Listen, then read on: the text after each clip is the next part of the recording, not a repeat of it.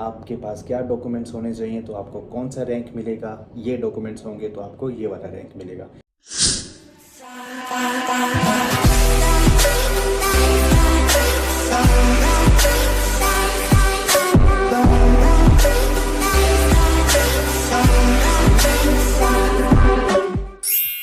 Hello everyone and अस्सलाम वालेकुम, welcome to doctor Salman speaks. I hope आप सब खुशबख्त होंगे, खैर खैरियत से होंगे एंड ठीक ठाक होंगे इंशाल्लाह। तो लास्ट वीडियो में हमने बात की थी सऊदी मेडिकल लाइसेंसिंग एग्ज़ाम के ऊपर, जो 5 इंपॉर्टेंट टॉपिक्स थे या चीज़ें थी जो हमने डिस्कस करना थी। आज की वीडियो में हम बात करने वाले हैं कि सऊदी मेडिकल लाइसेंसिंग एग्ज़ाम की एलिजिबिलिटी स्पेशलिस्ट डॉक्टर्स के लिए क्या होगी। बहुत से डॉक्टर्स जो स्पेशलिस्ट हैं, गायनाकोलॉजिस्ट हैं, पीडियाट्रिशियंस हैं, इंटरनल मेडिसिन में उन्होंने पोस्ट ग्रेजुएशन की हुई है, उनके क्वेश्चंस आते हैं कि सर हमारी एलिजिबिलिटी क्या होगी और हमें क्या रैंक मिलेगा। तो आज की वीडियो में हम बात करेंगे eligibility for Saudi medical licensing exam for specialist doctors कि आपके पास क्या डॉक्यूमेंट्स होने चाहिए तो आपको कौन सा रैंक मिलेगा, ये डॉक्यूमेंट्स होंगे तो आपको ये वाला रैंक मिलेगा। तो कंप्लीट वीडियो देखिएगा। चलते हैं हमारी आज की वीडियो की तरफ। बिस्मिल्लाहिर्रहमानिर्रहीम। चलें बात करते हैं हमारी eligibility for specialist exam, Saudi medical licensing exam के लिए। मेरे पास जो इंस्टाग्राम पर पर्सनली मैसेजेस आते हैं फ्रॉम गायनेकोलॉजिस्ट, सर्जन्स, पीडियाट्रिशियंस और दूसरी स्पेशलिटी के डॉक्टर्स मुझे ये पूछते हैं कि सर हमारे पास ये वाले डॉक्यूमेंट्स हैं, हमारी ये क्वालिफ़िकेशन है, हमने पार्ट 1 या पार्ट 2 क्लियर किया हुआ है, तो हमारे लिए सऊदीया में क्या अपॉर्चुनिटी हो सकती है या सऊदीया में हमारा रैंक क्या हो सकता है। आपकी आसानी के लिए मैंने ये सारे रैंक्स यहाँ पर लिख लिए हैं ताकि मैं आपको अच्छे से एक्सप्लेन कर सकूँ। सबसे पहले हम बात करेंगे अपने 4 या 5 डिफरेंट रैंक की जो सऊदी काउंसिल के अंदर हैं। सऊदी काउंसिल में पहला रैंक आता है जनरल प्रैक्टिशनर का, उसके बाद आता है रेजिडेंट का, फिर आता है senior resident, then registrar and then consultant. ये 5 रैंक्स होते हैं। अब कौन से आपके पास क्वालिफ़िकेशन होनी चाहिए जिससे आप ये वाले रैंक पर एग्ज़ाम और जॉब कर सकते हैं। सबसे पहले हम बात करेंगे ऑब्स एंड गायनेकोलॉजिस्ट के लिए। आपने FCPS का पार्ट 1 क्लियर किया है, उसके बाद आपके पास पार्ट 2 क्लियर है एंड देन आपने 3 इयर्स की क्लिनिकल ट्रेनिंग कंप्लीट की है एंड देन 2 इयर्स का वर्क एक्सपीरियंस आपका कंप्लीट है। तो अगर आपके पास ये सारी चीज़ें कंप्लीट हैं तो आप सऊदी काउंसिल में अप्लाई करेंगे तो आपको वो मोस्ट प्रोबेबली सीनियर रजिस्ट्रार का रैंक देंगे। कंसल्टेंट का रैंक काफ़ी मुश्किलों से सऊदीया वाले दे रहे हैं।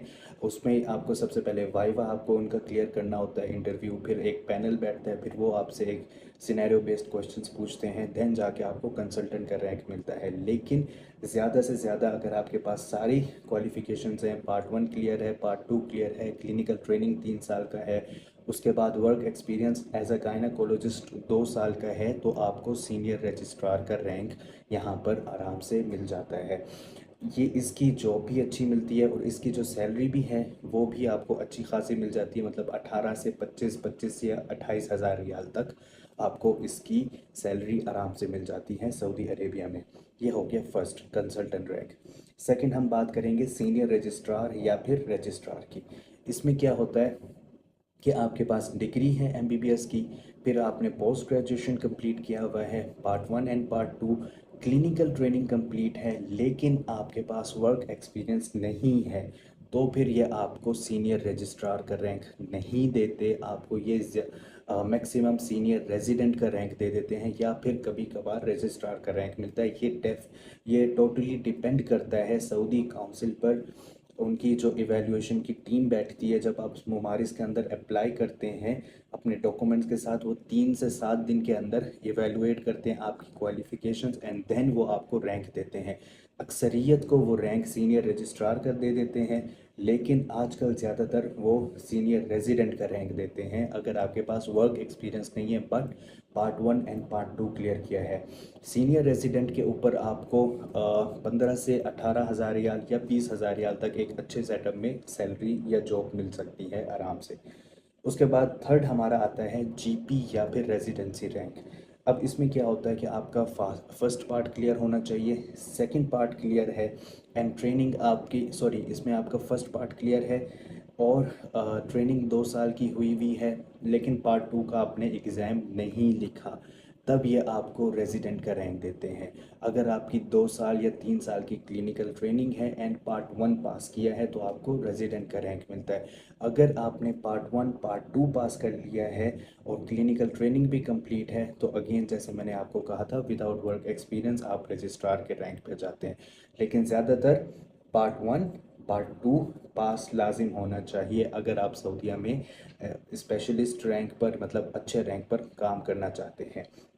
इसके बाद चौथी मेन चीज़ हमारे पास है कि कुछ डॉक्टर्स मुझसे पूछते हैं कि मैंने एमआरसीपी का पार्ट क्लियर किया हुआ है, एक पार्ट मैंने एमआरसीओजी के एक पार्ट या 2 पार्ट क्लियर किए हुए हैं तो मेरा क्या रैंक होगा। देखें, अगर आपने एमआरसीपी एमआरसीओजी या एमआरसीजीपी कुछ भी क्लियर किया है, पार्ट 1 आपने कर दिया पास, पार्ट 2 पास कर दिया, तो आपका ज़्यादा से ज़्यादा रैंक रेजिडेंट का रैंक हो जाएगा।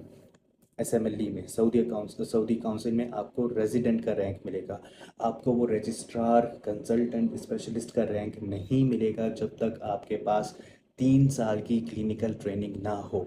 जब आपकी 3 साल की क्लिनिकल ट्रेनिंग कंप्लीट हो जाएगी with clearance of MRCP part 1 part 2 and final बाकी होगा आपका, तो आप सीनियर रेजिडेंट तक पहुंच सकते हैं। बट आप कहें कि मैंने एमआरसीपी 1 दे दिया है तो मुझे बताएं मेरा रैंक क्या होगा। आपका रैंक एज अ जीपी रहेगा या रेजिडेंट का रैंक रहेगा, आपको और स्पेशलिटी का रैंक नहीं मिलेगा। तो जो दोस्त ये सोच रहे हैं कि मैंने एमआरसीपी लिखना है तो यस आप लिखें, एमआरसीपी पार्ट 1 लिखें, पार्ट 2 लिखें, पार्ट 3 लिखें, लेकिन इसके दौरान अपनी क्लिनिकल ट्रेनिंग कंप्लीट करें। MRCP part 1 part 2 with Saudi medical council, इस पर मैं नेक्स्ट वीडियो में आपको बताऊंगा। इसके रिलेटेड एक अच्छी सी स्ट्रेटजी है मेरे पास, इंशाल्लाह वो इसी वीक में नेक्स्ट वीडियो में आपसे मैं इस पर बात करूंगा कंप्लीट टाइम लेके।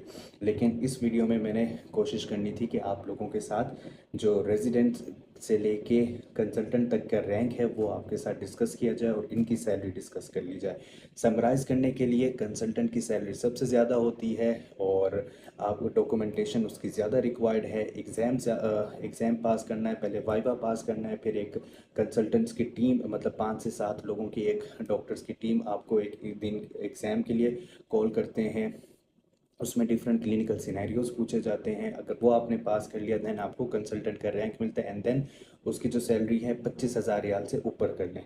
25,000 से तो मिनिमम स्टार्ट होती है, तो मतलब बहुत अच्छी लग्जरी लाइफ आप जिएंगे। देन आपके पास आ जाता है सीनियर रजिस्ट्रार। सीनियर रजिस्ट्रार में ऑब्वियसली दोनों पार्ट्स क्लियर हों, फिर क्लिनिकल ट्रेनिंग हो एंड देन जो सैलरी पैकेज आपको 18,000 मिनिमम से स्टार्ट होकर 25,000 या 26,000 रियाल तक मिलेगी। एंड देन सीनियर रेजिडेंट का रैंक सॉरी रजिस्ट्रार का रैंक है आपके पास, तो उसमें भी यही आपके पास पैकेज मिलेगा आपको 15,000 से 28,000 रियाल तक। अगर आप ओनली रेजिडेंट हैं तो वो आपको कंसिडर एज अ जीपी ही करते हैं। अगर जीपी आप 8,000 रियाल कमा रहे हैं और आपको रेजिडेंट का रैंक मिल गया है तो आप 10,000 या 12,000 रियाल की सैलरी पर जा सकते हैं। ठीक है, तो आई होप आपको आज की वीडियो समझ आई होगी, ये रैंक्स आपको क्लियर हुए होंगे। अगर आपने कुछ मज़ीद पूछना है रिगार्डिंग कि आपका रैंक क्या बन सकता है तो मुझसे आप इंस्टाग्राम पे भी पूछ सकते हैं और नीचे यूट्यूब में क्वेश्चंस में आपसे कमेंट बॉक्स में मुझसे पूछ सकते हैं और मैं कोशिश करूँगा कि आप लोगों को उसका रिप्लाई कर सकूँ। आई होप आज की वीडियो आपको पसंद आई होगी। क्या आप मुझसे और मज़ीद जानना चाहते हैं सऊदी मेडिकल काउंसिल के बारे में तो आप इंस्टाग्राम पर डायरेक्ट पूछ सकते हैं। तो प्लीज़ एक रिक्वेस्ट है कि फ़ॉलो करके पूछिएगा और मुझे कमेंट में भी बता सकते हैं कि किस टॉपिक पर हम अपनी नेक्स्ट वीडियो बनाएं इंशाल्लाह। तो खुश रहें, आबाद रहें, मुस्कुराते रहें, मेरी तरफ से आप सबके लिए